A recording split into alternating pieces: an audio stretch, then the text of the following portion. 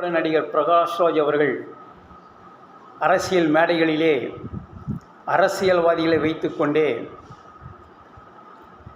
காவிரி பிரச்சனையை தீர்ப்பதற்கு அரசியல்வாதிகளால் இயலாத ஒன்று, அது அறிவாளிகளால் தான் இயலும் என்று ஒரு திடமான கருத்தை சொன்னார்கள். இதே கருத்தைத்தான் பல ஆண்டுகளுக்கு முன்னாலே உழவர் பெருந்தலைவர் ஐயா சி. நாராயணசுவாமி நாயுடு அவர்கள் தான் இறக்கும் முன்னால் பல மேடைகளில் முழங்கி வந்தார்கள். அதன் பயனாக தான் அரசியலில் பங்கு பெற்று நாமே ஆட்சி அமைத்தால் என்ன என்கிற நிலையில்தான் உழவர் உழைப்பாளர் கட்சியை உருவாக்கினார்கள்.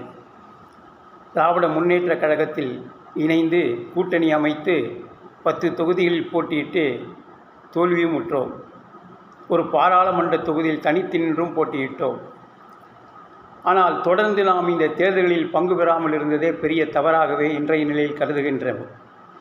தொடர்ந்து நாம் போட்டியிட்டிருந்தால் நாம் பாராளுமன்றத்திற்கும் நம்முடைய பிரதிநிதிகளை அனுப்பியிருக்க முடியும், சட்டமன்றத்திற்குள்ளும் நம் பிரதிநிதிகளை நுழைத்திருக்க முடியும். அந்த பெருந்தவறை நாம் செய்த காரணத்தினால்தான் இன்றைக்கும் நாம் போராடி கொண்டிருக்கிற நிலை இருக்கிறது.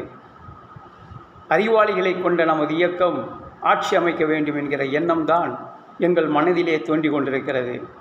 அந்த வகையிலே தான் இனி வருங்காலங்களில் கட்டாயமாக தேர்தலில் பங்கு பெற வேண்டும் என்கிற ஆசை அல்ல, ஒரு கட்டாயம் நமக்கு ஏற்படுகிறது.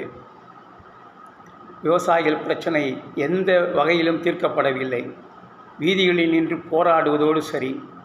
போராட்டம் போராட்டம் போராட்டம். இந்த போராட்டம் எப்பொழுது ஓயும்? நாமே ஆட்சி அமைக்க வேண்டும் என்கிற எண்ணம் ஒவ்வொரு மனதிலும் தோன்ற வேண்டும், ஒவ்வொரு விவசாயிகளுடைய மனதிலும் தோன்ற வேண்டும். தனக்கான வாக்கை யாருக்கும் அளிக்கக்கூடாது.